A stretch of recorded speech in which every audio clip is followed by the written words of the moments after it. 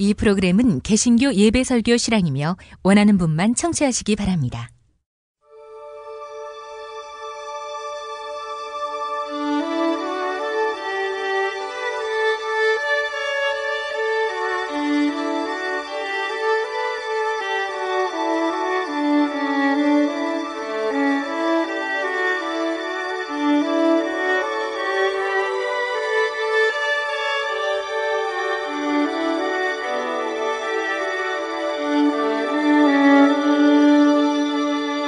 성서와 세상.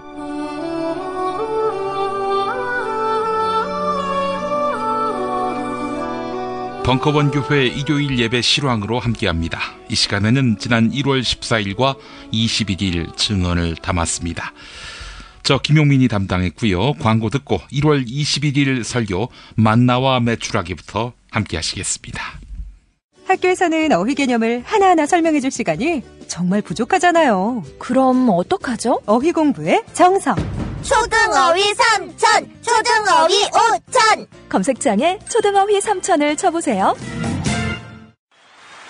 바보 멸치, 바보 멸치. 저 바보 멸치는 멸치도 맛있는 생선임을 증명하겠습니다. 무염 바보 멸치와 바보 국물팩은 포털에서 바보 멸치를 검색하시거나 02-587-3599로 전화주세요. 일하는 사람들의 정치 시대를 여는 민중당, 민중의 직접 정치를 실현하는 민중당, 광장의 주인에서 정치의 주인으로 민중당, 민중이 행복한 나라 민중당. 미궁 장사랑에서 2만원에서 30만원까지 구매 금액별로 총 1억 상당의 선물을 확 싸드립니다. 그러니까 지금 바로 미궁 장사랑 검색해야겠죠? 한총물이나 단체 선물이 필요할 때 이왕이면 우리 편 회사 네피아를 찾아주세요.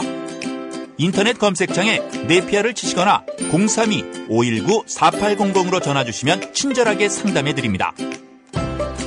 그런데 상품은 뭔가요? 네피아를 가서 고르세요. 3만 가지가 넘는 물품이 있어요. 술친구 먹으면 술자리에서 완전 날아다니잖아. 음주 생활의 퀄리티가 달라진다니까. 이 연말 회식도 술친구만 있으면 걱정 없어. 연말 회식 절대 강자 술친금 공식 쇼핑몰 회원만을 위한 추가 증정 이벤트를 확인하세요. 뉴트리션 닥터스에서 만든 콜라겐 몰라요? 콜라겐이라고 다 같은 콜라겐이 아니에요. 체내 흡수가 잘 되는 저분자 PC 콜라겐이거든요. 약국에서 찾으세요. 뉴트리션 닥터스는 약국식품 전문기업입니다. 문의전화 1688-5807 1688-5807. 안녕하세요. 사과나무 인슈 대표 박재현입니다. 타인의 과도한 권유로 시작된 보험의 적폐, 중복가입, 그만둔 설계사, 계속 오르는 보험료. 이제는 내 스스로 청산할 때입니다. 정직한 사람들이 만드는 바른보험 사과나무 인슈는 검증된 통계를 바탕으로 한 알파고급 보장 분석을 통해 보험 불만 제로에 도전합니다. 내게 맞는 보험을 직접 리모델링하세요. 1877-6604 바른보험 사과나무 인슈.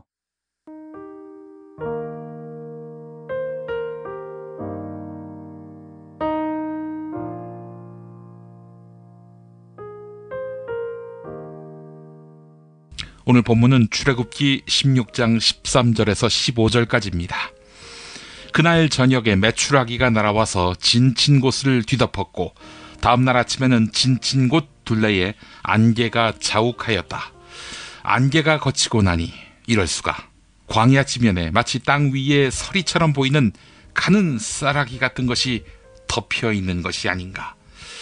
이스라엘 자손이 그것을 보고 그것이 무엇인지 몰라서 서로 이것이 무엇이냐 하고 물었다. 모세가 그들에게 말하였다. 이것은 주님께서 당신들에게 먹으라고 주신 양식입니다.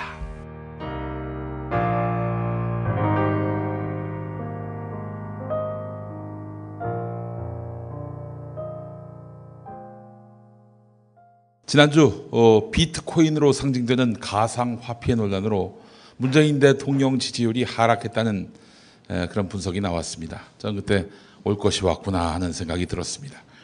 문재인 대통령의 가장 큰 적은 자유한국당이나 조선일보가 아니라 인간의 눈과 귀를 흐리는 사악한 욕망일 것이라고 생각했는데 여지없었습니다. 돈만 보면 눈에 불이 활활 타오르는 사람들이 있습니다. 이 중엔 없을 것 같습니까? 황금 보기를 돌같이 하라. 이런 사람은 최영 장군밖에 아마 없을 것입니다. 이집트 탈출, 우리 성서 출애굽기의 주요 내용이죠. 이집트 탈출은 촛불혁명에 비유할 수 있을 것입니다. 정권이 교체됐다고 혁명이 완성됐다. 가나안 땅에 도착했다. 이렇게 말할 수 있을까요? 이집트 탈출이 곧 가나안 당도 아니죠. 그 사이에 40년의 고행의 시간이 있었습니다. 김대중 노무현 대통령 집권과 마찬가지로 촛불혁명으로 정권이 교체됐으면 청와대 주인이 바뀌었을 뿐입니다. 남산에서 한번 보십시오. 이명박근혜와 불이한 공생관계였던 정치 권력, 자본 권력, 언론 권력, 종교 권력은 여전히 서울의 99%를 장악하고 있습니다. 이들이 요즘 저주의 주술을 읊어대기 시작했습니다. 큰 적폐가 한동안 숨죽이고 있다가 다시 고개를 들고 있다는 것이죠. 나라다운 나라를 갈망하면서 촛불을 함께 들었던 이들이 다시 대동해야 할 때가 온 것 같습니다. 이집트 탈출 당시 어땠습니까? 탈출할 때는 좋았지요. 모세의 지지율도 아마 하늘을 찔렀을 것입니다. 그런데 곧바로 빈곤의 그늘이 드리워지자 백성들은 모세와 아론을 원망하기 시작했습니다. 심지어 이집트의 노예로 살던 때가 더 좋았다. 이렇게 말하는 사람도 나타났습니다. 오늘 본문이 출애굽기 16장인데 3절을 보면 이스라엘 자손이 그들에게 항의하였다. 차라리 우리가 이집트 땅 거기 고기가마 곁에 앉아 배불리 음식을 먹던 그때에 그 빌어 먹었을 때였는데 그 먹다 남은 음식 먹었을 때였는데 그때가 그립다는 겁니다. 누가 우리를 주님의 손에 넘겨줘서 죽게 했더라면 더 좋았을 뻔했다. 탈출해서 여기 와가지고 고생하느니 차라리 누군가 우리를 죽여줬으면 좋았을 것이다. 죽는 게 더 나았다. 이런 이야기입니다. 그런데 당신들, 그러니까 모세와 아론, 당신들은 지금 우리를 이 광야로 끌고 나와서 이 모든 사람들을 다 굶겨 죽게 만들었다. 라면서 손가락질을 했습니다. 요즘 이명박근혜 시대가 더 좋았다라고 말하는 사람은 아직 없습니다. 그러나 노태우 때, 김영삼 때, 전두환 때가 좋았다. 이런 미친 인간들이 간혹 있었죠. 자, 꼭 이명박근혜 시대가 좋았다라고 말하진 않더라도 나도 문재인 지지자인데 비트코인을 규제하는 바람에 이 정권이 2030의 꿈을 앗아갔다. 이렇게 말하는 사람들이 있다는 겁니다. 조선일보를 보니까. 이 사람들을 보면서 모세와 아론을 원망했던 그 백성들이 생각났습니다. 물론 권력자 누구라도 잘못하면 지지를 철회할 수 있죠. 하지만 투기를 잡은 정부의 명분 있고 공공적인 역할 수행을 내 이익을 침해한다며 반대하고 지지했던 것을 철회한다면 저는 이분들에게 묻고 싶습니다. 왜 촛불을 드셨나요? 그대는 왜 촛불을 드셨나요? 혹시 이명박근혜 때 주식 투자 망치셨습니까? 이렇게 묻고 싶어요. 투기 방지는 누가 뭐래도 국가의 책임입니다. 아울러 투자는 철저하게 개인의 책임입니다. 이 말 틀렸습니까? 비트코인, 이야기 나온 김에 전문 분야는 아니지만 여간 일주일 동안 공부한 걸 좀 말씀드리면 이게 가상화폐의 한 종류죠. 눈에 보이진 않습니다. 근데 가상화폐가 비트코인만 있는 게 아니에요. 원코인, 리플코인, 이더리움, 라이트코인 이거 말고도 더 있는 것 같은데 이런 가상화폐를 두고 이 기술혁명의 소산이다라면서 요란하게 가치 부여하는 사람들이 많습니다. 이 가상화폐를 알기 전에 블록체인이라는 기술을 알아야 합니다. 경제학자 임승수 선생이 잘 정리했는데 한번 인용해 보겠습니다. 블록체인 기술은 내가 보기엔 이런 것이다. 하나의 어떤 정보가 존재한다. 그 정보를 기록한 데이터가 존재한다. 그 정보 상태는 개인들이 그 통장에 얼마가 남아있는지 그 잔고일 수도 있고, 정부 재정의 회계장부일 수도 있고, 국가 도로망의 정체 상태일 수도 있다. 그런데 이거는 어떻게든 변화가 일어난다. 개인 간 돈 거래 때문일 수도 있고, 국가의 재정 투입 때문일 수도 있고, 교통사고 때문일 수도 있다. 그렇죠. 잔고가 항상 고정되어 있을 리는 없잖아요. 그 사람이 죽지 않는 이상.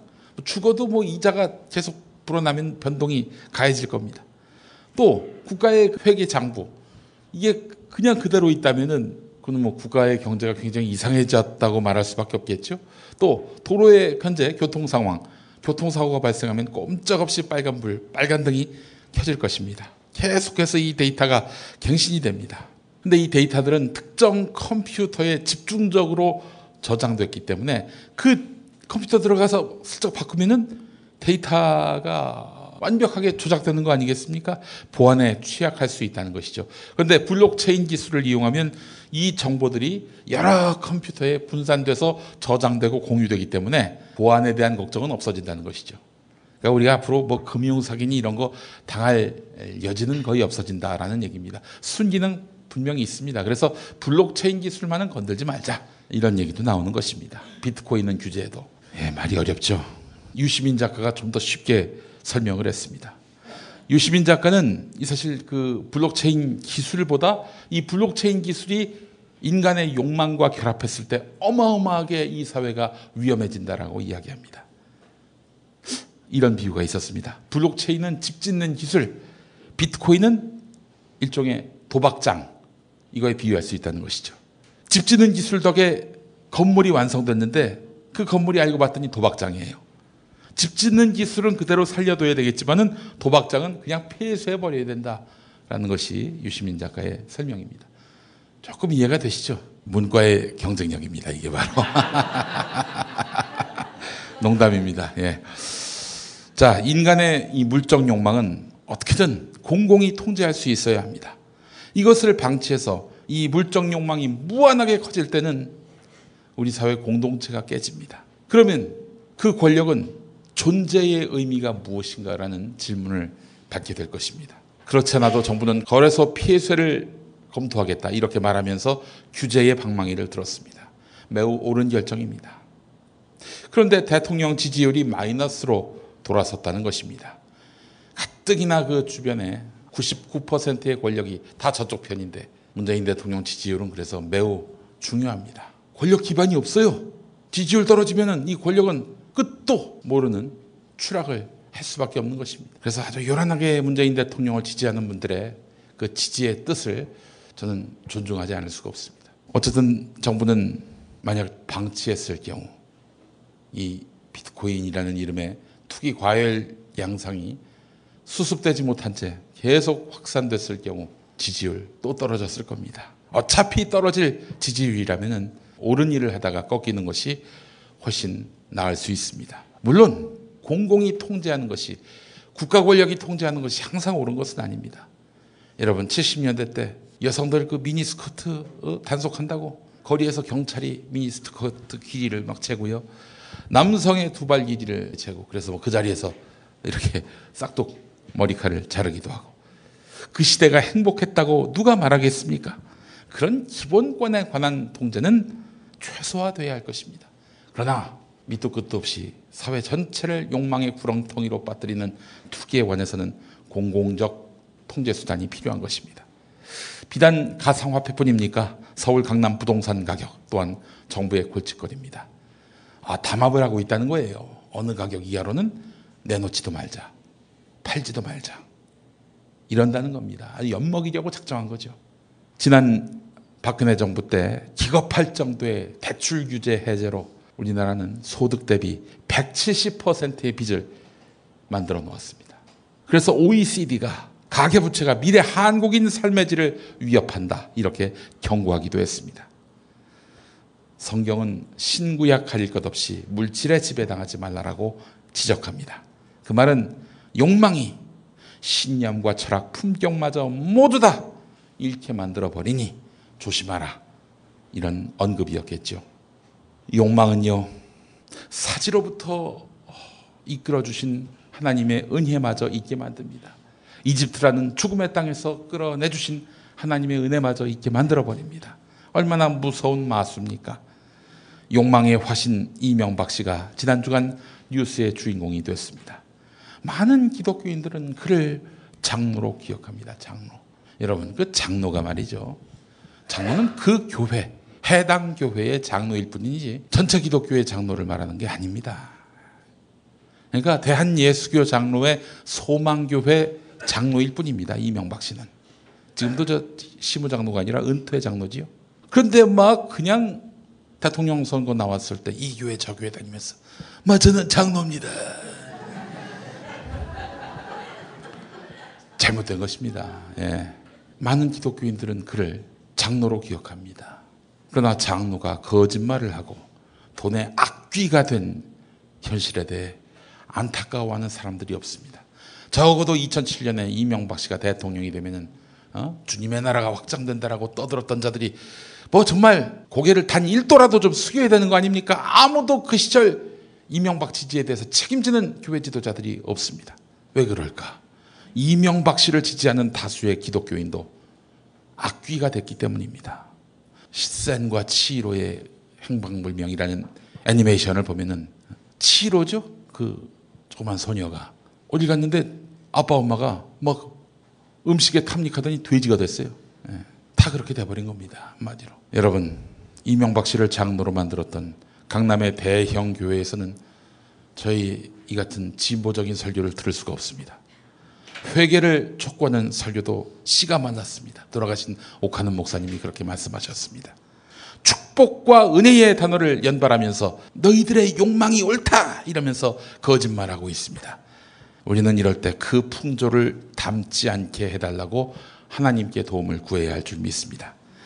사실 비트코인으로 일확천금을 벌려고 했던 이들에 대한 생각도 안 해본 게 아닙니다. 과연 이들은 하나님의 은총 밖에 있는 버림받은 백성들인가? 비트코인으로 한 방에 일어서려고 마음먹은 분들 상당수는 참으로 비루한 삶을 사는 사람들일 것이라는 생각이 듭니다. 근데 이제 늦었어요. 배우 김의성 씨가 트윗 글로 이렇게 썼더라고요. 내가 지금 비트코인을 알았다. 그렇다면 끝물이 확실하다. 이런 말을 했습니다. 김의성 씨가 그렇게 말을 했으니까 여러분 마지막에 이상하게 탑승하지 마시기 바라겠습니다. 열심히 땀 흘려 거둔 수확을 보람 삼아 살라. 이런 말은 많이 하죠. 그렇습니다. 그 사회가 망조가 들었는지 망조가 들지 않았는지를 알 수 있는 가장 중요한 척도는 열심히 땀 흘려 일하는 사람들이 보람을 못 느끼는 사회면요, 틀림없이 몇 년 안에 망합니다. 우리 사회가 그 사회로 갔다가 직전에 이제 유턴을 한 거죠. 자, 그러나 그 잔재가 아직 남아 있습니다.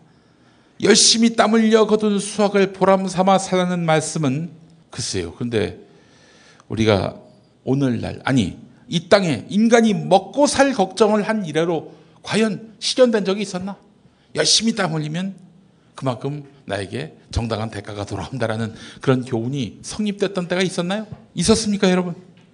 투기로 돈 벌려는 것은 잘못됐지만 투기 외에는 인간답게 살 방법이 없는 가난하고 한많은 백성의 이야기에 하나님은 마음 아파하신다는 점도 우리가 잊지 말아야 할 것입니다.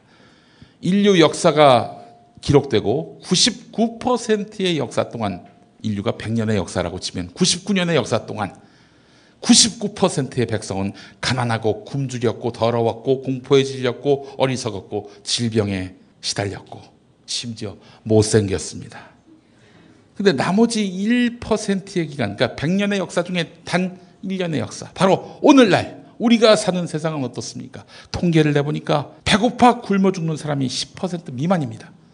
1820년만 해도요, 배고파서 굶주려 죽은 사람이 80%였어요. 그때 기록을 보면 인육을 먹었다 이런 내용도 많습니다. 네덜란드를 예로 들 경우 100년의 역사가 있었다면 99년 동안은 1%, 상위 1%의 소득이 전체의 99%였다면 요즘은 그렇지 않다는 겁니다. 네덜란드의 역사, 지난 99년의 역사로 따져봤을 때 지금 1년의 역사에 소득을 따져보니 4배가 많다는 겁니다. 엄청나게 잘 살아진 거죠. 세계 경제는 산업혁명 때보다 250배나 성장했습니다.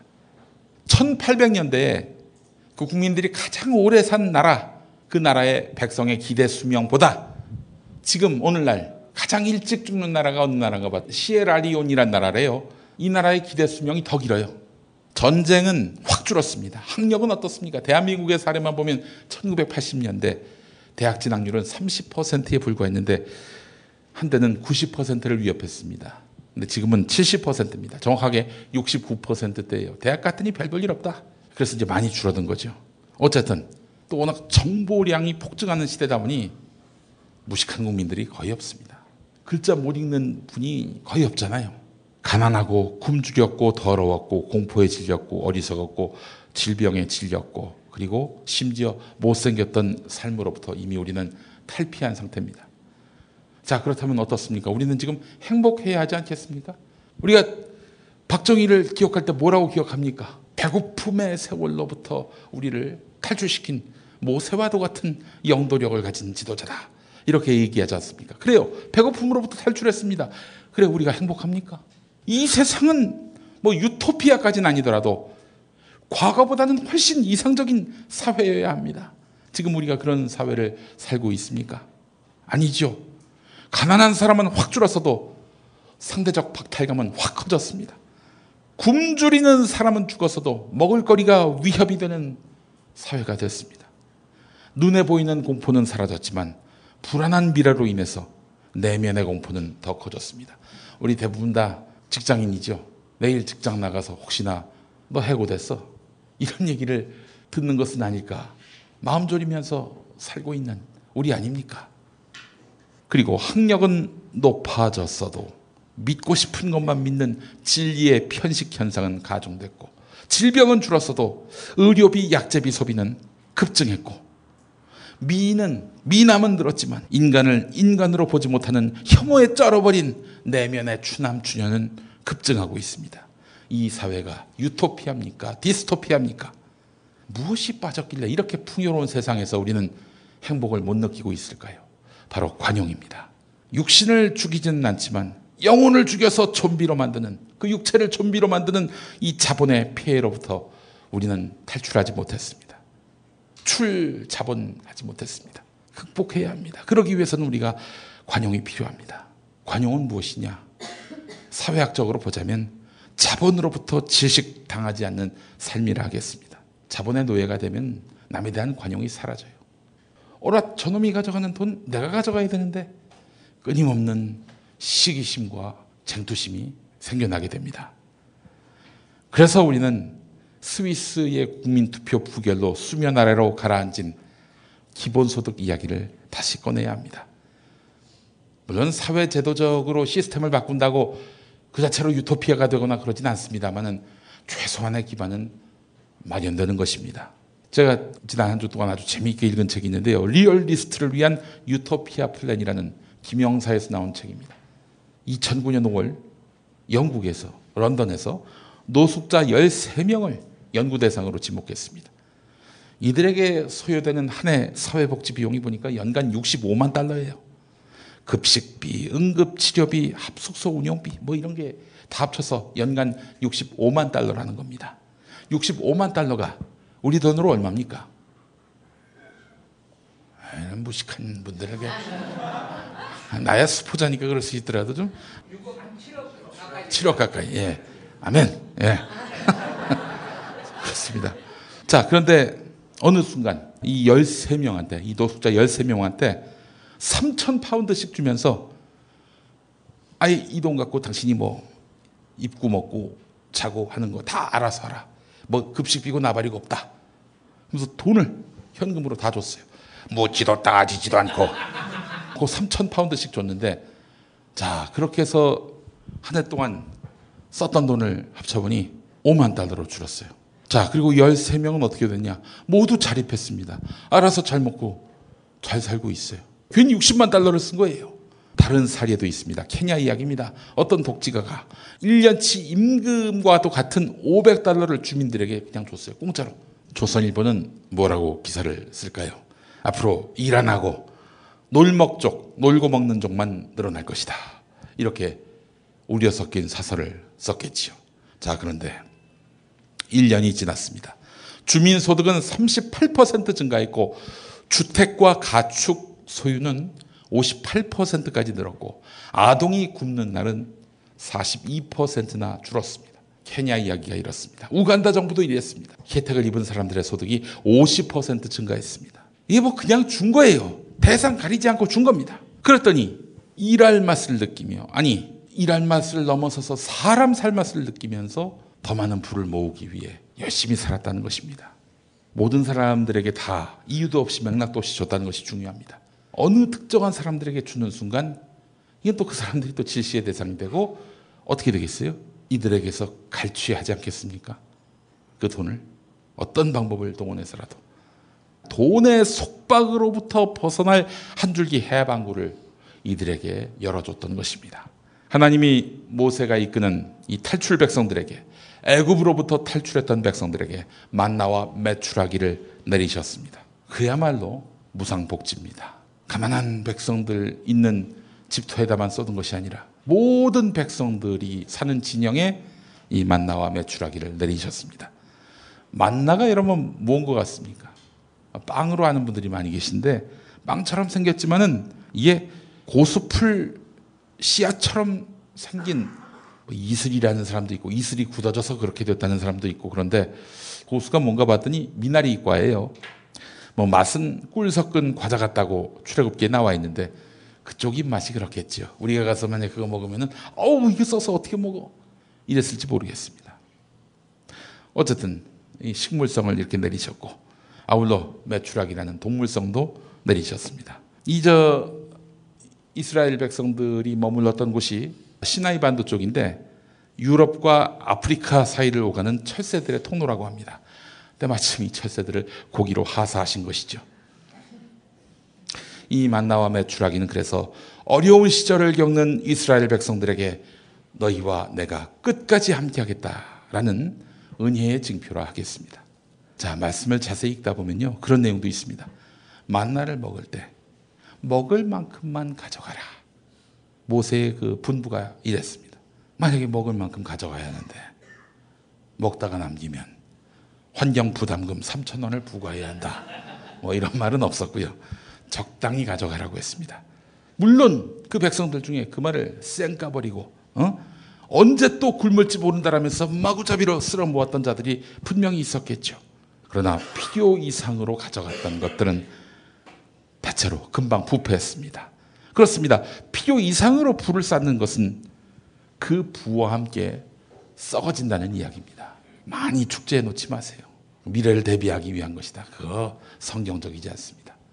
기독교와 함께 가기 어려운 단어가 바로 잉여 자산이라 하겠습니다. 만나와 메추라기는 그런 의미에서 기본소득의 중요성을 강조하는 그런 말씀으로 저는 봅니다.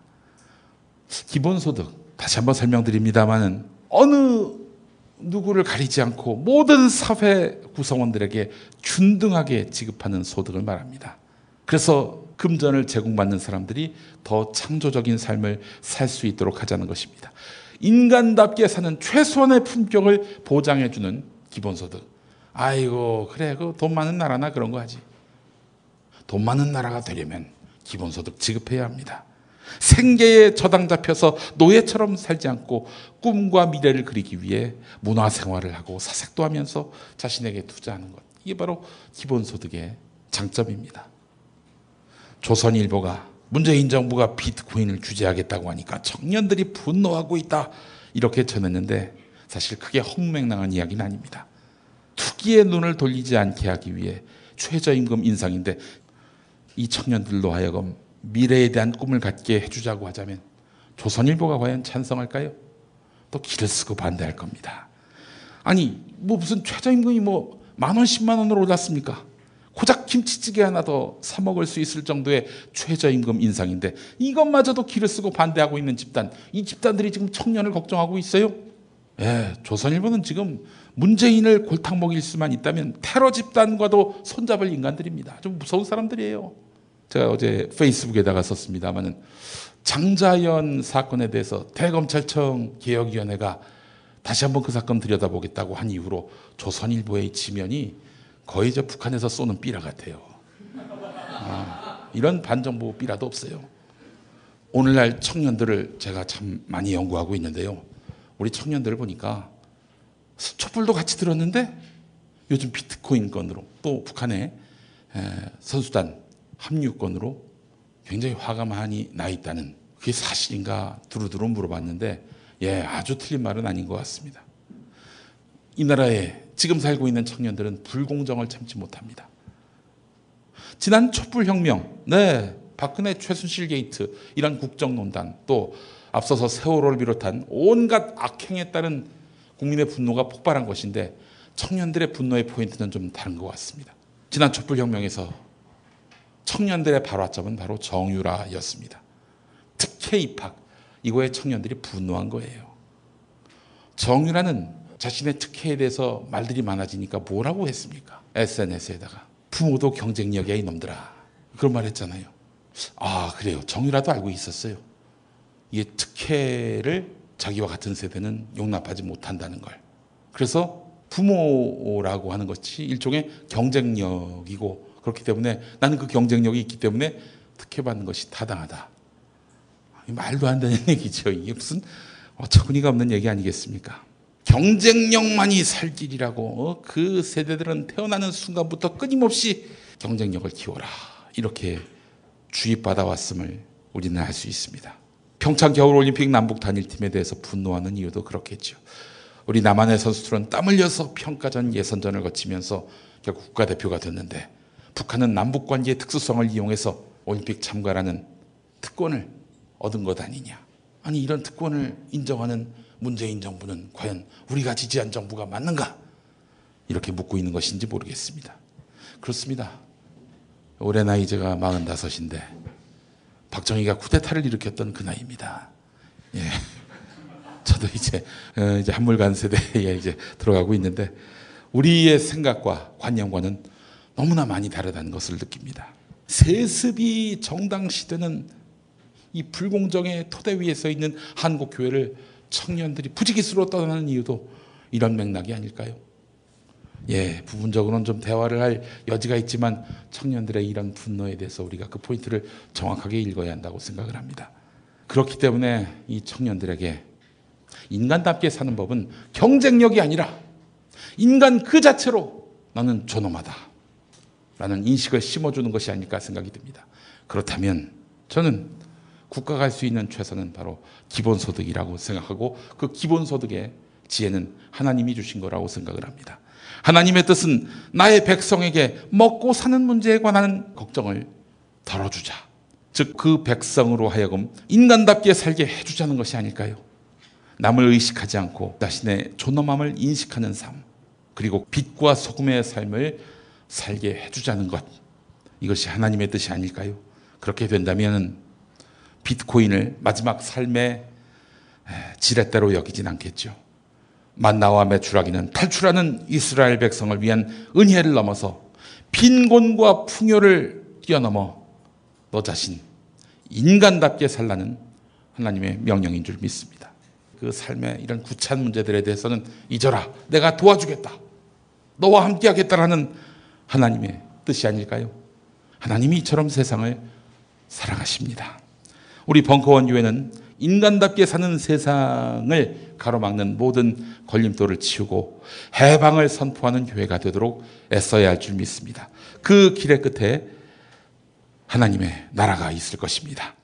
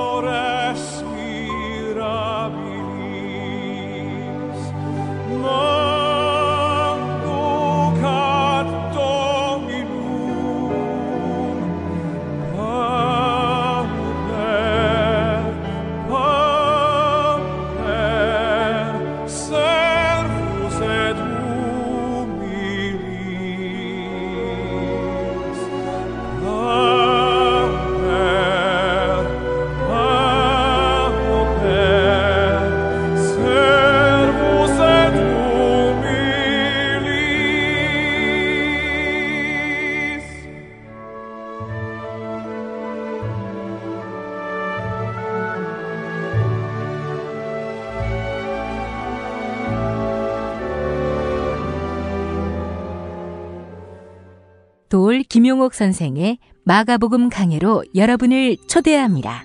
이 마가복음이라는 게 대단히 중요합니다. 왜냐하면 복음서의 원형이기 때문에. 원형.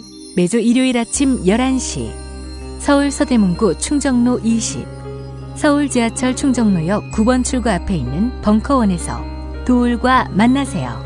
율법을 믿으시겠다고? 신약이 율법의 완성이라고? 얼어빠질 그따위 기독교 내 입 앞에서 제발 입도 뻥끗 터지지 말아요. 그런 소리는. 벙커원 교회 일요일 예배를 겸하는 이 자리. 도울이 진리와 생명이었던 예수를 원형 그대로 복원합니다. 그 십자가를 과감하게 걸머지고 돌아가신 예수를 말하지 아니하고 믿으면 너는 금방 축복받을 일만 남았다. 이게 한국 목사들 99%의 거짓말 설교예요. 도울의 마가복음 설교는 따로 녹화 녹음되지 않으며 현장에서만 만나실 수 있습니다. 도울 김용옥 선생의 마가복음 설교는 2월 4일부터 시작됩니다. 여러분의 많은 관심 바랍니다. 광고 듣고 1월 14일 설교 거절의 은사를 보내드립니다. 입맛 없으신 부모님, 공부하는 우리 아이들 야식거리, 손님 맞이 음식까지 참 걱정이네, 걱정이야. 이제 이런 걱정 끝! 믿을 수 있는 남도 먹거리 쇼핑몰이 있으니까요. 전통 방식 그대로 100% 한우 나주곰탕과 현미 쌀국수로 가족의 건강을 책임집니다. 다음 포털에서 남도 먹거리를 검색하세요. 생활인을 위한 꿀팁. 집 두 채에 월 10,000원 화재보험 카페. 화재 배상, 심지어 도난 피해까지. 여기에 더해 가전제품 고장 수리비까지. 연중 무휴라 언제든 02849-9730. 술자리 많은 요즘 3차까지 달린 당신을 위한 필수품. 전창걸의 새싹 땅콩차. 이제 속쓰림은 잊으세요. 070-8635-1288 070-8635-1288. 다이어트를 위한 꿀팁. 동결건조 채소와 곡물, 단백질, 그리고 효소와 비타민, 미네랄로 만든 다이어트 전용 그린 스무디로 하루 한두 끼만 바꿔 드세요. 비타샵에서 만나요. 노력한 만큼 내어주는 자연. 그 자연의 마음을 알기에 정성농장 홍삼. 검색창에서 정성농장 홍삼을 검색해주세요. 010-9754-6972. 허리가 아파요. 아랫배가 나와요. 골반이 바로 서야 건강도 아름다움도 바로 섭니다. 바디로직을 입으세요.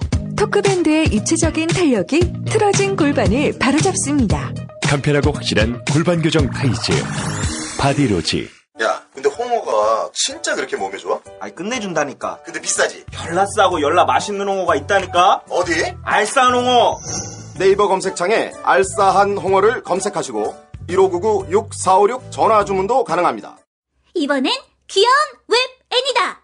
유튜브에서 좀봐라 좀봐라 좀봐라 좀봐라 좀봐라 좀봐라 좀봐라 좀봐라 좀봐라 좀봐라 좀봐라 좀봐라 좀봐라 좀봐라 좀봐라 좀봐라 좀봐라를 구독하세요. 좀봐라.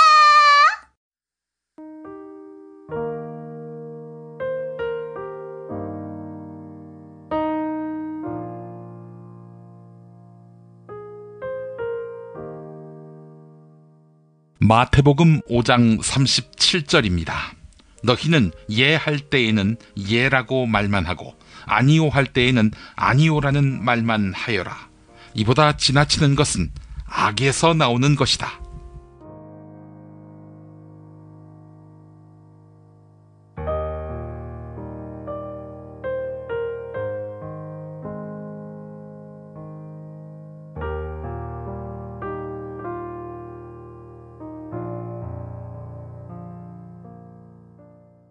예 할 것 같으면 예하라.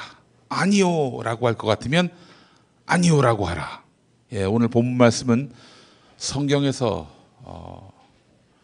너무나 명료하지만 또 생각해 볼 여지가 많은 말씀 중에 하나입니다. 이 말씀을 두고 거짓말하지 말라 이런 경고의 뜻으로 받아들이는 분들도 많이 계십니다. 예, 뭐 꼭 그런 의미를 담고 있다고 말할 수는 없겠지만 그렇게 해서 거짓말하지 말아야지라고 교훈을 얻으신다면 그 역시도 참 귀한 하나님의 영감을 얻으시는 거라 생각을 합니다. 더 나아가서 남을 기만하지 말라 이런 뜻을 내포하고 있다라고 생각하셔도 그 역시 건강하고 옳은 그런 교훈 도출이라 하겠습니다. 이 말씀은 33절부터 37절까지가 한 맥락입니다. 따라서 오늘 본문 말씀 37절만 봉독을 했는데 37절만 볼 게 아니라 마태복음 5장 33절에서 37절까지를 다 봐야 합니다. 37절의 말씀, 예라고 생각하면 예라고 말하고 아니오라고 생각하면 아니오라고 말하라. 이 말씀의 맥락은 맹세하지 말라, 맹세하지 말라. 이 말씀 속에서 파생된 겁니다. 맹세하지 말라. 네, 이 말씀은 구약에서 하나님의 이름을 망령되이 일컫지 말라는 계명, 하나님의 계명과도 이어지는 것입니다. 하나님의 이름을 걸고 맹세하는 것, 이걸 유대인들은 끔찍하게 두렵게 여겼습니다. 심지어 하나님의 그분의 이름을 거론하는 것조차도 부담스럽게 느껴져서 야훼라는 말 대신에 주님이라고 불렀습니다. 주님이라고. 아버지라고 부르기 너무 두려워서 그분이라고 막 얘기할 정도로 돌려서 표현했다는 얘기죠. 그만큼 그분의 이름은 너무나 존엄하다라는 뜻입니다. 자, 그런 의미에서 보자면 하나님의 이름을 망령되이 맹세의 수단으로 활용하지 말라 이런 뜻이겠죠. 예수님은 그런데 하나님의 이름뿐 아니라 너의 이름을 걸고도 맹세하지 말라고 오늘 말씀에서 분부하십니다. 아니, 내가 나의 이름을 걸고 맹세하는데 뭐가 문제인가? 하지만 이 말씀 속에서는 너의 주인은 하나님이다. 네 소유는 네가 아니라 바로 하나님이시다. 왜 네가 네 것도 아닌데 네 이름을 걸고 맹세하는가? 라는 지적입니다. 월세인데 벽을 다 허물고 말이죠. 그렇게 해서 집을 개조하면 집주인 허락 없이 이게 가능하겠습니까? 그렇습니다. 우리는 다 세입자들입니다. 자가가 아니에요. 그렇게 믿어야 될 줄 믿습니다. 그래야 우리를 또 나를 소중히 여길 수 있는 거 아니겠습니까? 이름이 매우 중요합니다, 여러분. 이름은 저는 그 사람의 혼도 담고 있다고 생각을 합니다. 그래서 영화 1987의 대미를 장식했던 문익환 목사님의 이한열 열사 추모식 때 상황, 여러분 다 기억하시죠? 비단 그 영화가 아니더라도 인터넷에서 뒤져보면은 문 목사님이 암흑의 열사요 이렇게 외치면서 추모사를 했던 장면을 볼 수 있습니다. 암흑의 열사요, 암흑의 열사요. 이 추모사가 말이죠, 여러분 이한열 열사를 죽인 전두환 정권을 규탄하면서 정권 퇴진운동을 벌입시다 뭐 이런 게 아니었어요. 그냥 딱 나와서 암흑의 열사요, 암흑의 열사요, 열사 이름만 쭉 부르다 들어가신 겁니다. 아, 그런데 이거 뭐 한 명 한 명 부를 때마다 눈물 콧물 뭐 다 큰 어른이 말이에요, 이런 울음소리를 다 토해내더라고요. 이미 육신의 흔적은 사라졌을 열사들이지만, 뼈도 흔적도 남지 않았겠지만 그 열사들은 문익환 목사의 호명으로 그 혼이 한 공간 안에 다 모였을 거라고 생각이 들었습니다. 이 이야기를 안 할 수가 없습니다. 많은 분들이 모르시는 일화인데요. 1987년 7월 9일이었습니다. 그때가 7월 5일에 이한열 열사가 세상을 떠났습니다. 6월 9일에 그 최루탄으로 가격을 당한 이후로 근 한 달 동안 넋을 잃은 상태에서 병원에 있다가 끝내 7월 5일 6.29 선언 직후에 세상을 떠났는데, 그 7월 9일 그 시청 앞에서 100만이 모였던 그 추모제 기억하시죠? 그에 앞서서 모교인 연세대에서 추모식을 하는데, 그때 문익환 목사님이 이제 이 추모식에 참석해서 암흑의 열사요를 하셨던 겁니다. 근데 이 암흑의 열사요, 이 역사적인 장면이 정봉주 전 의원이 없었다면은 불가능했을 것이란 얘기입니다. 당시 운동권에서 차를 갖고 운전했던 사람이 딱 셋이 있었습니다. 스텔라를 갖고 있던 유시민 작가의 누나 유시춘 선생, 르망을 갖고 있던 당시 서울대 앞에서 사회과학 서점을 운영하던 이해찬 전 총리, 그리고 아버지한테 사업자금 6천만 원을 받아다가 600만 원짜리 스텔라를 산 정봉주 전 의원. 이렇게 셋이었습니다. 이제 스텔라의 문익환 목사님을 모시고 연세대 진입하려고 했는데 통로라고 할 수 있는 모든 곳에 다 이 전경들이 진치고 있어서 못 들어가게 했습니다. 그렇다고 그 문익환 목사님 보고 담 넘어 들어가시라 이럴 수는 없는 거 아니겠습니까? 개구멍으로 들어가시라. 개구멍도 다 막혔어요. 그래서 이제 정봉주 의원은 사명감을 갖고 어떻게든 이 저지선을 뚫고 들어가겠다라고 마음을 먹고 세브란스 병원에 뒷길이 있었던 모양이죠. 거기로 딱 갔는데 아니나 다를까 거기도 역시 경찰들이 진치고 있었습니다. 자, 그런데 이때 정봉주 의원이 내려서 그때 이제 정봉주 전 의원은 봉주라고 하지 않고 젊은이 감각에 맞게 그때부터 예명을 갖고 다녔습니다. 정시진.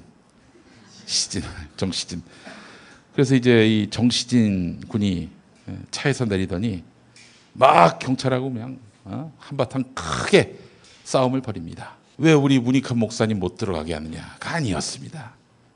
자기 대학 직원인 척하고 문익환 목사님은 연세대 학장인 척하면서 싸움이 붙은 거예요. 너 이름 뭐야? 그랬더니 학장님, 저 경찰 아무개가 지금 못 들어가게 하는데 본부에다 그렇게 보고하겠습니다. 이 자식 한번 큰 물을 한번 먹어봐야 되겠다고. 그러니까 또 경찰이 긴장을 했던 모양입니다. 그래서 들여 보내줬다고 합니다. 그랬기 때문에 문익환 목사님이 아무개 열사회를 할 수 있었던 게 아니었겠나 하는 그런 생각이 들고요. 차가 있다 보니까 운동권에서는 뭐 정시진 군의 쓰임새가 너무나 많았습니다. 수배자 빼돌리기도 정시진 군의 몫이었습니다. 정시진 군이 1987년 6월 항쟁 당시에 명동성당에서 농성 중이던 학생운동 지도부 모 인사를 빼내야 했습니다. 그 모 인사가 누구냐면 양정철 전 비서관. 당연히 검문 검색이 아주 극심했겠죠. 그래서 일단 정시진 군이 신부님을 옆에 모시고 들어갔습니다. 근데 신부님 모시고 있었으니까 그냥 프리패스 할 수 있었는데 갑자기 정봉주 전 의원이 차에서 내리더니 이 경찰한테 시비를 붙는 거예요. 너 이 새끼 어디 꼬나봐 이러면서. 이게 시비를 붙을 일도 아닌데 괜히 실갱이를 붙더니 나중에 멱살까지 잡고 욕을 하고 그러는데 신부님이 나와서 말려가지고 겨우 들어갔습니다. 그리고 이제 운동권 인사를 그 트렁크에 태웁니다. 그리고 이제 나오는데 갑자기 정봉주 전 의원이 다시 차에서 내리더니 아까 나하고 싸움 붙은 새끼 어딨냐고. 이 새끼 요절을 내고 갈 거라고. 그래서 전경들이 그냥 가시라고. 그래서 이제 그냥 나왔다고 합니다. 그래서 그 운동권 인사를 무사히 빼돌렸고 6월 항쟁을 성사시키는데 일익을 담당했다고 합니다. 참 우리 정봉주 전 의원은 본인이 이제 얘기하는데 고등학교 때 일진이었대요. 싸움 붙는 거는 자기가 도 같은 사람이었다고. 그래서 당시에 운동권 인사들에게 정시진 군은 아주 좋은 동역자, 도구였습니다. 그래서 하여간 뭐 누군가가 뭐 출소한다, 수배당했다, 혹은 뭐 도망간다 그러면 다 우리 정시진 군이 그때 또 조력자 역할을 했던 거죠. 그래서 제가 어제 그 정봉주 전 의원을 만났는데 정봉주의 1987이라는 책을 한번 내시면 어떻겠냐 그렇게 제안하기도 했습니다. 이런 이야기가 나와서 그런데 얼마 전에 제가 배우 김규리 씨를 우연찮게 만났습니다. 김규리 씨 아시죠? 이명박 정권 때 싸이월드에 한마디 남겼다가 국정원까지 동원된 공작의 희생양이 됐죠. 이런저런 이야기를 나누다가 원래 이름이 김민선이었는데 왜 김규리로 바꿨는가라고 물어봤어요. 그랬더니 김규리 씨가 그렇지 않으면 도저히 살 수 없을 것 같아서. 만약 그냥 김민선 그 이름을 유지하면 좌빨 김민선, 종북 김민선, 청산가리 김민선 자기 이름 앞에 흉한 그런 소식어를 붙여서 괴롭힐 것 같아가지고 이름을 안 바꿀 수가 없었다는 겁니다. 그 참담한 마음이 막 눈에 읽히는 거예요. 그래서 제가 그때 그 이야기를 듣고 이런 말을 했습니다. 이름을 바꿀 거면 차라리 김규리가 아니라 김윤옥으로 바꾸면 어떻겠는가. 그러면은 좌빨 김윤옥, 종북 김윤옥 이럴 수 있겠는가? 국정원이 이런 얘기를 했습니다. 이름은 참으로 중요합니다. 사람이 죽어서 육신은 사라져도 그 이름만은 남습니다. 그렇지 않습니까? 우리 문익환 목사님처럼 말이죠. 하나님의 이름을 망령되이 일컫지 말라. 이것이 예수님이 맹세하지 말라는 말씀과 이어진다라는 이야기를 들으면서 갑자기 사랑의 교회가 생각이 났습니다. 그 많은 교인들과 사회로부터 초호화 건축은 안 된다. 이거는 예수님의 정신과 어긋나 있다. 이런 지적을 들었지요, 사랑의 교회가. 근데 밀어붙였습니다. 그래 놓고는 입당 예배 때 하나님이 다 하셨습니다. 하나님이 다 하셨습니다. 이걸 붙여놓는 거예요. 아니, 하나님을 공범 관계로 만들어버리는 것이죠. 이거야말로 하나님을 망령되이 일컫는 것이라고 안 할 수 있겠습니까? 예수님은 너의 이름을 걸고도 맹세하지 말라. 너의 이름을 걸고도 맹세하지 말라 라면서, 그러면서 너희는 예할 때는 예라고 말하고 아니요 할 때는 아니요라고, 그런 말만 하라고 이야기하십니다. 여러분, 진실은 복잡하지 않습니다. 예 아니면 아니요로 결론이 납니다. 다스의 주인은 이명박인가? 여기에 무슨 장황한 논리와 설명이 필요하겠습니까? 예 아니면 아니요, 이것만 있을 뿐 아니겠습니까? 다스에서 오랫동안 일했던 분들이 요즘 너도 나도 공익 제보를 많이 합니다. 그들은 다스의 주인이 누굽니까? 이명박이요. 그 경주 시민들 다 알아요. 100%입니다. 1000%입니다. 이렇게 얘기합니다. 그래요. 이분들한테는 너무나 당연한 것이기 때문에 긴 설명이 필요 없어요. 예로 딱 끝나는 것입니다.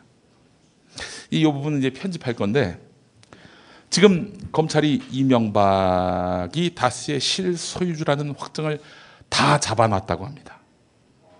예. 이제 검찰이 이명박이를 불러가지고 구속칠 날만 남았어요. 그래서 청명에 부를까, 한식에 부를까 이 고민을 하고 있다는, 언제 부르든 죽는 거는 확정됐다. 예. 여러분은 아마 조만간 이명박 씨의 구속을 두 눈 똑바로 뜨고 보실 겁니다. 근데 MB가 다스만으로 처벌받겠습니까? 이제 MB의 헬게이트가 열렸습니다. 보십시오. 거짓말을 일삼은 이명박 씨의 몰락, 아랍에미리트가 유사시에 우리 군이 자동적으로 파병하도록 약속한 거, 이거를 자유한국당이 마타도로 덮으려다가 아주 꼴만 우습게 되지 않았습니까? 거짓말을 일삼은 이명박 씨의 몰락은 저는 대한민국이 바로 서는 그런 계기, 거짓이 결국에는 침몰하고 진실이 승리하는 그런 세상에 기점이 될 것이라고 믿습니다. 내가 잠깐 한번 이득을 본다고 거짓말을 해서, 그래서 나중에 들통이 나봐요. 무슨 꼬라지가 됩니까? 그때 막 자기들 국정원 돈 받아쓰고 그렇게 해서 다 즐겁고 해피하게 서로 나눴을 때는 몰랐지. 근데 이게 어마어마한 족쇄가 돼서 나를 지옥의 구렁텅이로 안내할 줄 알았겠습니까? 신과 함께하는 영화를 꼭 보시기 바라겠습니다. 그런 의미에서 지옥이 어떤 곳인지 잘 그림이 안 그려지시면은 한번 보셔도 좋을 것 같아요. 우리 그리스도인은 진실만을 이야기할 책무가 있습니다. 직장 생활하면서 거짓말이 불가피할 때가 있죠. 회식하기가 싫어서 거짓말로 자리를 피하지 않은 분 한번 손 들어보세요. 아무도 없을 겁니다. 딴 회사 시험 보러 가는데 다니는 회사에다가 거짓말로 둘러대는 거 안 해본 사람 한번 손 들어보세요. 아무도 없을 겁니다. 자, 그런데 말이죠, 제가 참 존경하는 방송사 선배, 극동방송에서 만났던 분인데 지금 딴 데 가 계신 분이에요. 그 양반은 너무나 신앙이 좋은 분입니다. 그래서 극동방송에 오래 있을 수가 없었어요. 이분이 명성교회 다니다가 지금은 저기 이찬수 목사님 교회 있죠? 우리 교회 거기로 옮겨가셨는데, 이분이 이미 소시적부터 절대로 소소한 거짓말이라도, 선의의 거짓말이라도 안 하겠다. 거짓말은 무조건 안 하겠다. 주일학교 때 결심하고는 지금껏 실천하고 살아왔다는 거예요. 그래서 그 양반한테 참 아픈 얘기도 많이 들었습니다. 왜냐? 거짓말을 할 수 없어서. 당장은 누군가에게 쉽게 보이고, 그래서 모략을 당하고 불이익을 당해도, 승진과 멀어져도 거짓말은 안 하겠다, 이러고 살았습니다. 지금 계시는 곳이 그야말로 온갖 권모술수가 난무하는, 피비린내가 나는, 사기꾼들의 뺨이 남아나지 않을 정도로 이 권모술수가 횡행하는 그런 직장이 있는데, 그 직장에서 유일하게 남아있어요. 절대 높은 자리에 안 가고 평직원으로 있으면서. 근데 이분은 아무도 못 건드리는 거예요. 왜냐? 거짓말을 한 적이 없으니까, 착 잡힐 게 없으니까. 그분은 정치도 못하고 백도 없지만 누구도 무시하지 못하는 존재가 됐습니다. 많은 사람들이, 적어도 글을 하는 많은 사람들이 저 사람은 거짓말은 안 한다, 이런 확신이 있기 때문에 이 사람한테 뭔 태클을 걸 수가 없는 거예요. 여러분, 이런 고집은 얼마나 소중합니까? 또 주님을 닮기 위해서 거짓말 안 하겠다라고 결심하고 그걸 실천하는 삶이 얼마나 아름답겠습니까? 사실 우리가 왜 진실을 말하기 힘든가? 진실을 말했을 때 불이익을 당할 수 있을 것이라는 염려 때문 아니겠습니까? 그 단적인 예로 저는 요즘에 만연하고 있는 결정장애를 눈여겨봤습니다. 결정장애. 오늘 짜장면 먹을까 짬뽕 먹을까? 이런 차원의 결정장애도 결정장애지요. 작년 11월에 취업 포털 인크루트에서 결정장애를 겪은 적이 있는지 설문조사한 게 있습니다. 그 결과 성인 남녀 80.6%가 결정장애를 겪었다 이렇게 밝혔습니다. 결정장애는 진실을 말하기 주저하는 것과 많이 닮아 있습니다. 어떤 상관이 있냐고요? 언제나 선택의 순간이란 것이 다가옵니다. 이 기회를 잘못 활용하면 망할 것이라는 두려움입니다. 아쉽고 안 됐다 이런 정도가 아니라 망할 것이라는 두려움 때문입니다. 잘못 처신했다가는 불이익 당할 수 있다는 두려움이 우리 모두에게 엄습해 있는 것이죠. 자, 그런데 말이죠. 얼마나 세상이 썩었으면 잘못 처신하는 것에 진실을 말하는 것까지 포함되어 있습니다. 진실을 말했다가 내가 불이익을 당할 수 있을 것이다 라는 두려움들이 우리 안에 만연해 있다는 것입니다. 우리는 그동안 진실의 힘을 부정하는 시대를 살아왔습니다. 지난 9년 제가 앞서 얘기했습니다마는 이 사탄이 주도했던 정부는 진실을 말하는 자들의 밥줄을 끊고 심지어는 국정원이 동원된 모략과 고립의 피해자로 고충을 겪어왔습니다. 심지어 자식 잃은 어미, 아비, 이 세월호 가족들에게도 이들은 어마어마한 테러를 가했습니다. 그러니 진실을 말하려면 밥줄, 아니 목숨을 걸어야 하는 그런 시대를 관통해 왔습니다. 진실이 침몰하는 시대를 살아왔던 것입니다. 영화 1987에서 연희가, 김태리 씨가 역할을 했던 연희가 이런다고 세상이 달라져요라고 한 말, 그것은 연희가 한 말이 아닙니다. 연희로 하여금 그런 생각을 갖도록 때리고 잡아가고 가두고 고문하던 자들의 욕망입니다. 이런다고 세상이 달라지는 줄 아느냐 이놈들아. 이렇게 해서 진실을 가두고 기회주의자를 양산하는 그런 세력들이 있었습니다. 아무리 세상이 악하고 비루해도 진실은 항상 승리하게 돼 있다. 이런 믿음을 품고 사는 사람들이 누굽니까? 그리스도인이어야 하는 거 아니겠습니까? 그 종말 신앙을 품고 있어야 되는 거 아니겠습니까? 그런 신앙이 없다면 우리는 불의의 포로가 될 수밖에 없습니다.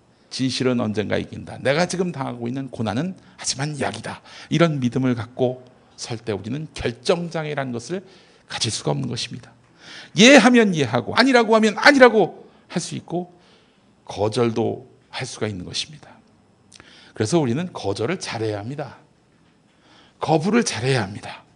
아니다 싶으면 아닌 거라고 얘기할 수 있는 사람이어야 합니다. 물론 거절과 거부의 이유가 합리적이고 정의로워야 하겠죠. 무작정 no, 무조건 안 돼. 이것은 정의가 아닙니다. 우선 결정장애를 극복하는 가장 좋은 방법은 자긍심을 키우는 것이겠죠. 한 전문가가 이런 말을 했습니다. 복잡한 사회에서 살아남으려면 직관의 힘을 길러야 하는데 직관이라는 것은 내가 원하는 것은 이거다라는 확신에서 솟아나는 법이다. 직관을 따르면 선택이 편해지고 결정 후의 마음도 홀가분하다. 그렇지 못하면 의심하고 회의하며 남은 어떻게 생각하지? 남은 어떻게 결정하지? 이렇게 머뭇거리다가 시간만 흐른다. 어떤 선택을 해도 찜찜함만 남는다. 그러니까 중요한 결정을 앞에 두고 기죽지 않고 가뿐해지려면 진정으로 내가 욕망하는 것이 무엇인가에 대한 확신감을 키워야 할 것이다. 이렇게 이야기를 했습니다. 모든 확신, 모든 욕망이 다 옳은 것은 아니죠.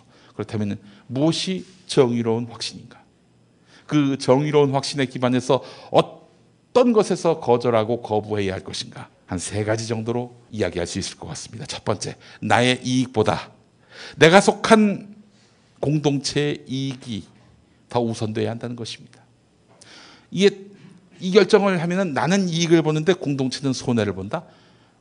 그거는 잘못된 선택인 것입니다. 두 번째, 내가 희생하는 것인가 아니면 다른 사람이 희생하는 것인가 라고 했을 때 내가 희생하는 것은 옳은 것이고 다른 사람이 희생하는 것이다 라고 했을 때는 그것은 그릇된 것이다 라는 것입니다.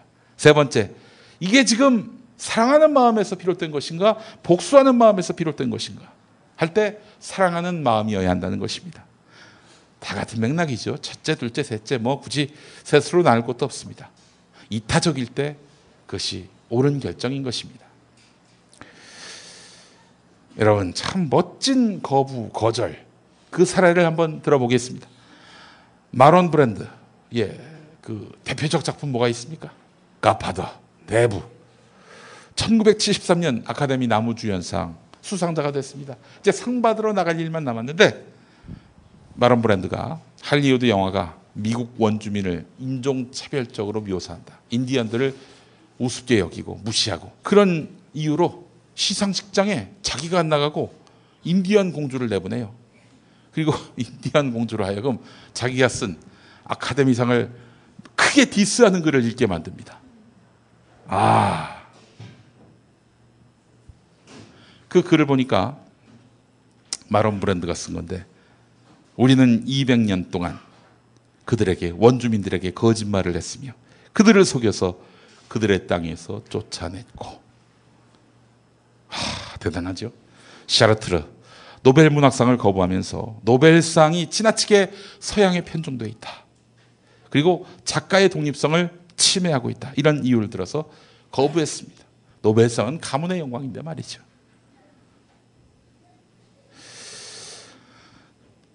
베트남 전쟁 종결 당시 총리였던 레둑토라는 사람은 베트남 총리였습니다. 우리 조국에 아직 평화가 오지 않았다 이러면서 노벨 평화상을 거부했습니다. 자메이카 계열의 영국 시인 벤자민 제파니아는 제국이라는 말만 들어도 화딱지가 난다 이러면서 대영제국 훈장을 외면했습니다. 프랑스의 경제학자 피케티, 유명하죠. 누가 존경할 만한 사람인지를 결정하는 것은 정부의 몫이 아니라고 생각한다 이러면서 프랑스 최고의 권위를 자랑하는 훈장 레지옹 도네르를 거부했습니다.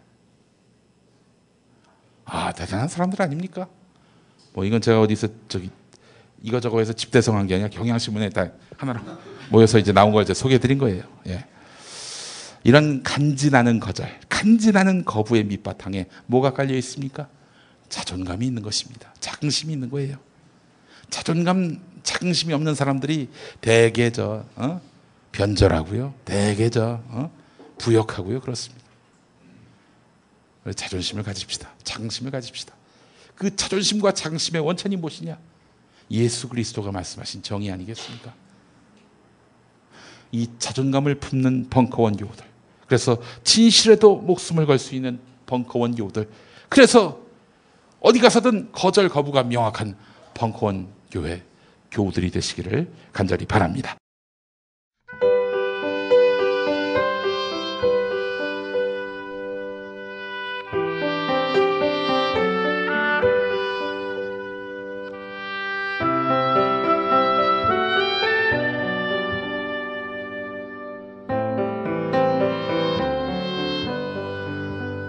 푸른 바다 나선이 몸 어디든지 가오리다. 괴로우나 즐거우나 주만 따라 가오리니 어느 누가 막으리까 죽음인들 막으리까 어느 누가 막으리까 죽음인들 막으리까.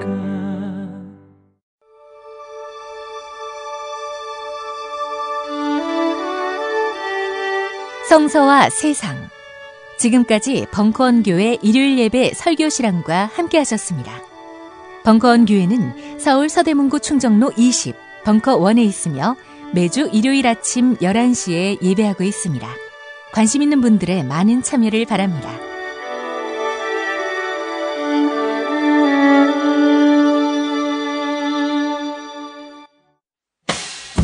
김용민 브리핑과 함께한 시간 어떠셨어요? 다음 시간에도 보다 바르고 알차며 즐거운 정보로 여러분을 찾아가겠습니다. 팟캐스트 포털 팟빵에서 다운로드하기, 구독하기, 별점 주기, 댓글 달기로 응원해주세요. 잊지 마세요. 다운로드하기, 구독하기, 별점 주기, 댓글 달기.